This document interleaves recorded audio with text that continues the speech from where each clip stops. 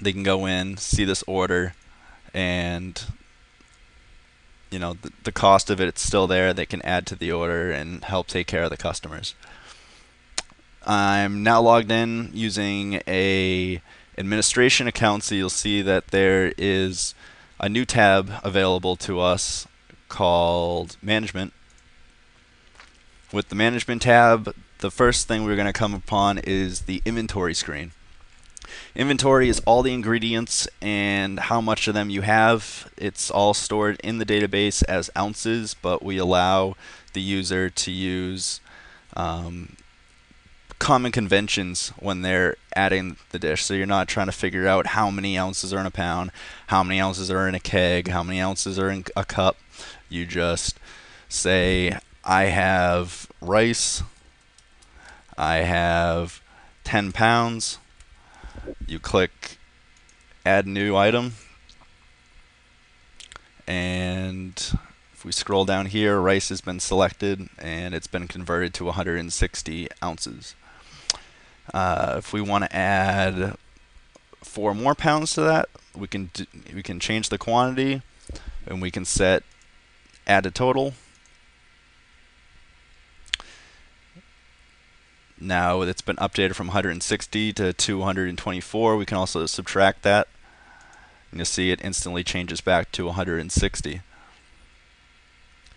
Where this gets really cool is, well, we can remove rice from the inventory, but we use these ingredients in the dish input screen.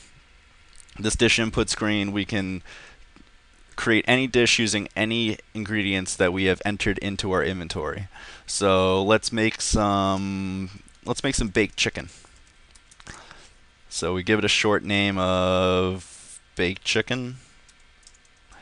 We can select the chicken itself. Say we'll do a 1/4 pound of chicken. Add that to the list. Let's say we'll add some basil to it. You can do a little teaspoon of basil on top, and we'll do half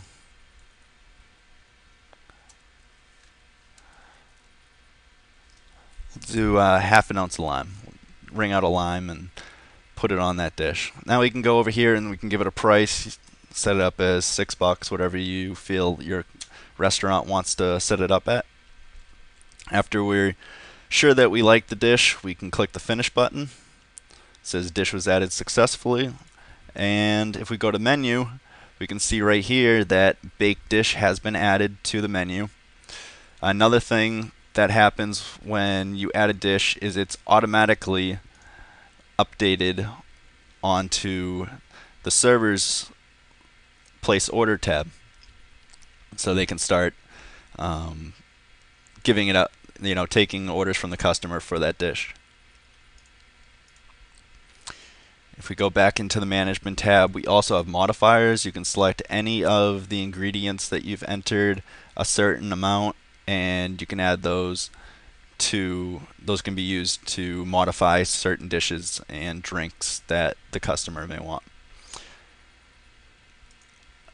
On top of just the dish placement, we also have a user management section, so we can go ahead and we can add users. So if we have, test user, we can set their password to test, and we'll set the first name to test, last name to user, and we'll set them up as a server. So we'll go ahead and we'll click add user. Click OK on that, and now we can see that test user has been added to the database, and it comes up in our user table. Now there's 2 ways of going about changing attributes of a user. We can go ahead and select down here in the user table, or we can select them from this drop down menu. So we can go ahead and we can select that test user again. We can change the password to password, and let's say we want to make them a manager. They're originally a server. We can go to update user, and test user is now a manager. I didn't click the change password on that last one, but we can go back over here and do change password. And now their password has been set to password. If they really mess up on the job, we can also remove a user. This is also good if someone somehow gets into your system. You can see a list of their names here and remove anyone that doesn't belong in that list.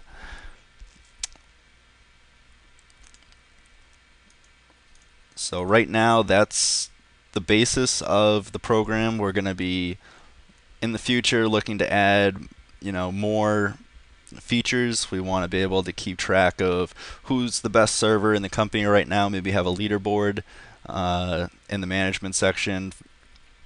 We'll also have things like what's the best dish. We can have that associated with a time of year so that management um, can better plan what dishes they're going to make at certain times of the year. And we'd also be able to make certain dishes seasonal.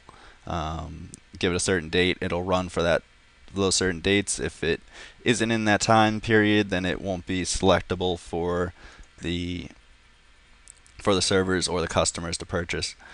We're also looking into using this menu. We can also set it up so that we can print out a menu using what the management has selected for dishes and drinks. As far as having to update the program, the only thing that really needs to be updated is this screen here, and we're already looking into making this dynamic. The manager, instead of having to call us up and say, here's a picture of the way I have my store laid out now, can you please go ahead and change it up and then send the software back to me? It's real easy. We'd set up they'd go into the management section, they'd click restaurant editor, and they'd be able to create and drag and drop new buttons for their restaurant, set them up exactly the way they should be inside as it is in their store, and then click submit. It would be saved in the database, and that page would be dynamically created from then on based on what management had decided to set up the restaurant as. Again, all of this is to make the lives of the people inside the restaurant a little easier. We don't want servers having to learn software. We want them serving the customers. We want management being able to take care of their keeping track of the inventory, keeping track of the users. We don't want them having to go out and have to spend hours and hours training people and training themselves on a very archaic and chaotic interface that most of the POS systems that are out on the market for restaurants are implementing. So this has been Time Software, and my name is Daniel Tobin Jr. I hope you liked this presentation.